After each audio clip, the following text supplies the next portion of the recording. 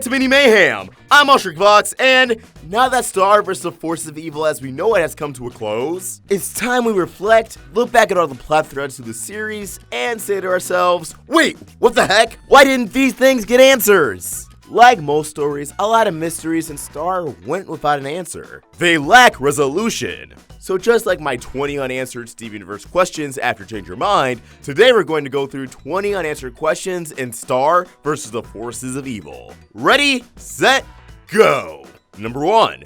What is the new status quo after Earth and Mewni cleave together? These two dimensions becoming one poses a lot of questions in itself. How are humans going to adjust to monsters? How are monsters going to adjust to essentially twice as many humans? Or Mewmans? Will Star go back to school? Will Mewmans get Earth jobs? Are monsters able to get jobs somewhere? What about Ponyhead or Tom? Are they going to go to school? Is school still even needed? How is the rest of the world dealing with change? Is Arizona now the underworld?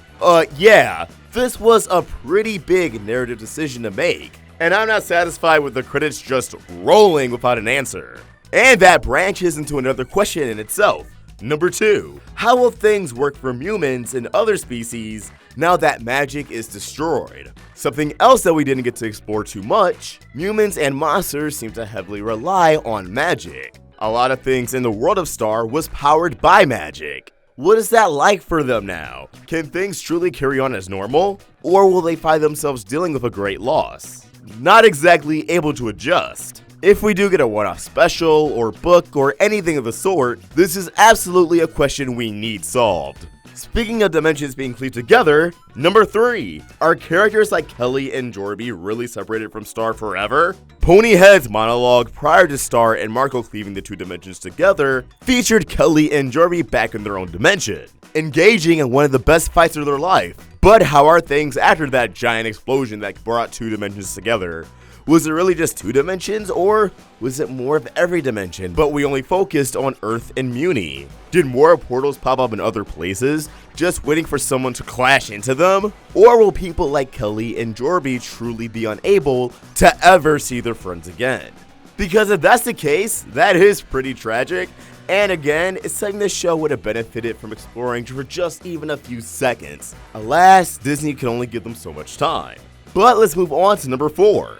Will there be a monarchy or democracy now that Earth and Mewni are cleaved together? Earth clearly has a president, and as we know from the episode Starstruck, they handle things the way we do in real life, with good old democracy. At least in California where Echo Creek is located. But to contrast, Mewni is ran by a monarch. They have kings and queens, like Moon or Eclipsa. With this new change in status quo, is there really a need for there to be a queen of Mewni? Or will decisions only be made by a president? Now, Coronation did do a little bit of foreshadowing, as Eclipsa did suggest bringing democracy to Mewni, only for its inhabitants to be greatly confused. And that's the thing. How are you going to introduce democracy to, for lack of a better word, peasants? Will it be an easy adjustment, and Mewmans will get a hold on it as quickly as humans do? Or will this new environment rely on both democracy and a monarch? Eclipsa will still be in charge of the Mewmans and monsters, while the President of the United States is accountable for humans. I'll let you guys chew on that while we move over to number 5.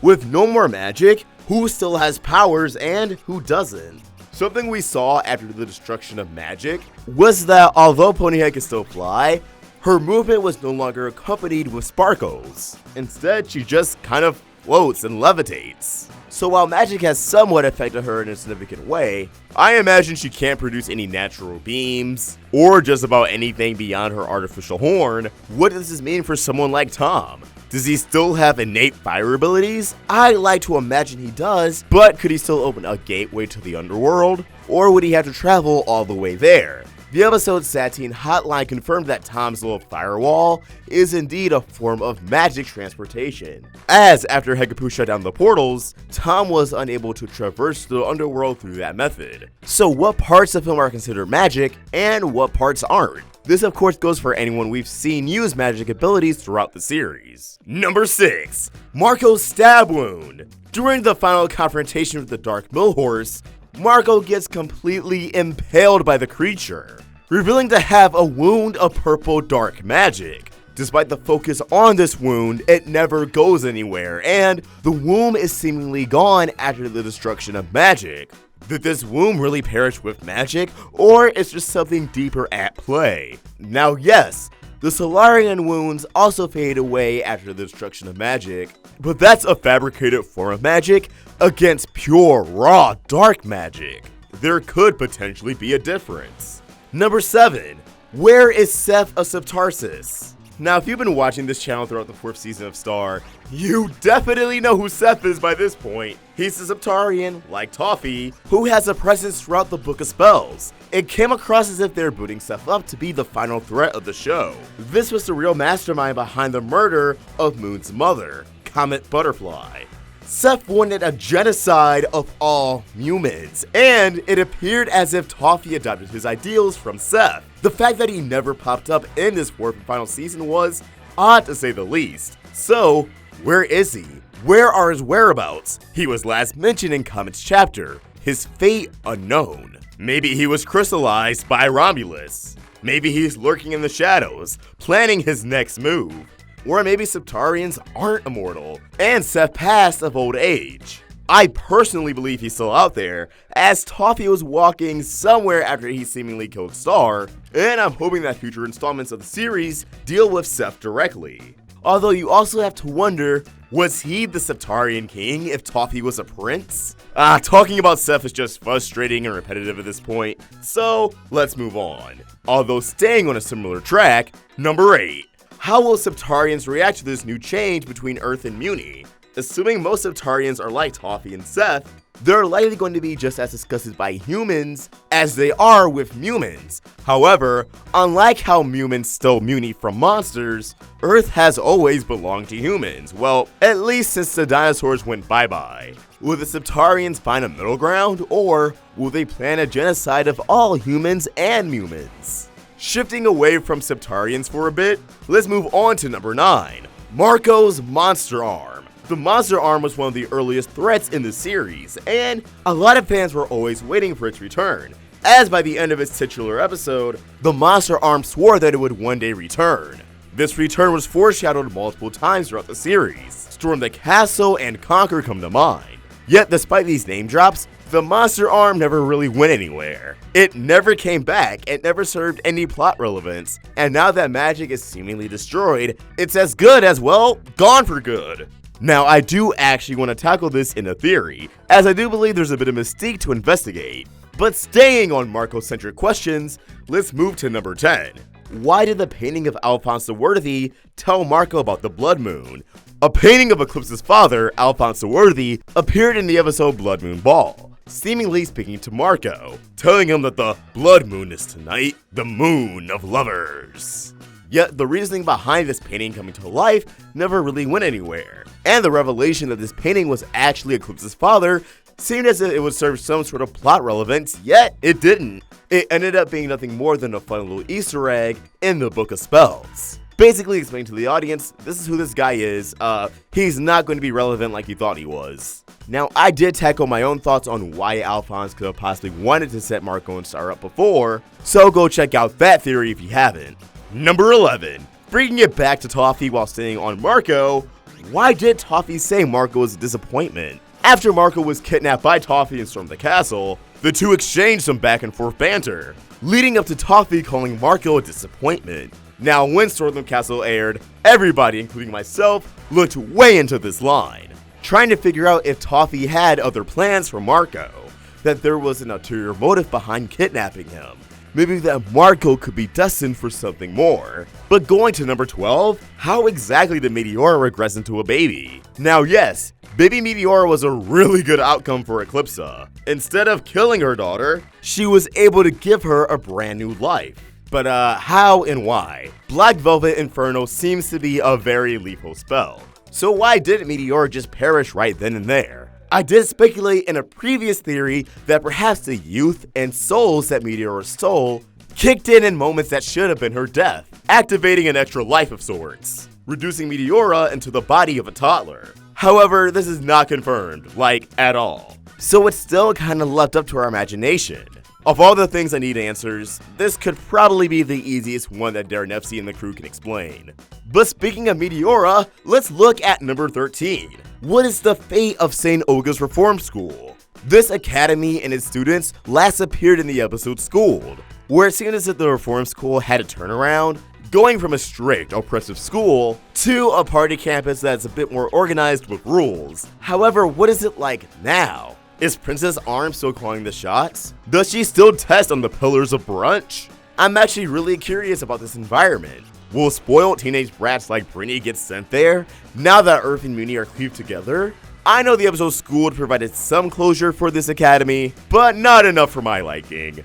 However, let's shift gears from Meteora to her father, with number 14.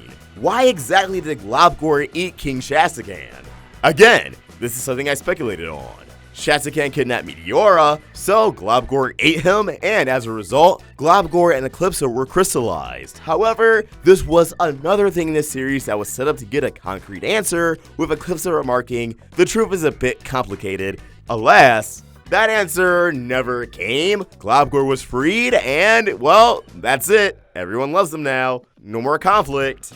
Yeah, as you guys can tell, I'm probably not content. But let's look at number 15. Who were the previous 26 Queens of Mewni not included in the Book of Spells? The first entry of the book, Skywind, remarks that she's the 27th queen, and that something happened to the previous Book of Spells. The only other names of the queens we do have is Sopina and Lyric Butterfly, who were never actually documented in the series or the book. Now we know the very first queen is likely called Mo due to Glassrick's interaction with her in the episode Meteora's Lesson. But this still leaves 23 other queens. Who are they? What do their wands look like? What spells do they contribute to magic itself? There's still plenty of story to be told here, and I hope we get that story someday somehow. Maybe another Book of Spells, the original Book of Spells, or a re-release that's triple the size of the current book. I mean, I would be down for that. It'd be a lot of money, but I would be down. Number 16. What was the significance of Marco's dream and the tuxedo imagery? The episode Red Belt opens with an ominous fever dream that features the blood moon, a red belt, and Marco in a locker that's made to look like a casket, wearing a tuxedo that resembles the imagery of the end of Storm the Castle, again connecting Marco to Toffee, as if Marco would one day don Toffee's business suit. So, what's the deal? We got an answer on the blood moon, Marco got his red belt. Star being crazy, yeah, maybe that was just a feverish dream part, but Marco in this tuxedo feels very elaborate, again, for the aforementioned reason. Should the series continue in some way, shape, or form, are we going to see Marco pit against Star? Or is this just going to be a forgotten plot point that we're not supposed to look into at all? Number 17. What was the weird dentist tooth monster of a sock puppet in the first theme song? This is the only thing from the first theme song we never saw on the show. Everything else found its way in eventually, but this, man, I was excited for this in 2015. I was always waiting for this episode just because it seemed like a very interesting concept. Of course, as the show went on, it was obvious we were never actually going to visit this, and never ended up making an appearance in the series, but let's just imagine that episode. Maybe Darren can shed light on this possible scene someday, somehow. Moving on to number 18, wrapping up all the Toffee questions. Why does Toffee know so much about the Butterfly family and magic? Yeah, this is something about Toffee that we probably should have gotten an answer to, but even the Book of Spells gives us nothing. Bupkis, sip, nada. How did Toffee know that the Whispering spell was the very first spell Star learned? How did he know it would cause the destruction of the wand? How did Toffee know to corrupt the realm of magic? Why did he seemingly know about Eclipsa and the All-Seeing Eye? I speculated maybe Toffee dated Eclipsa, as it was revealed she dated Septarians in the Book of Spells, but again, that's not confirmed at all.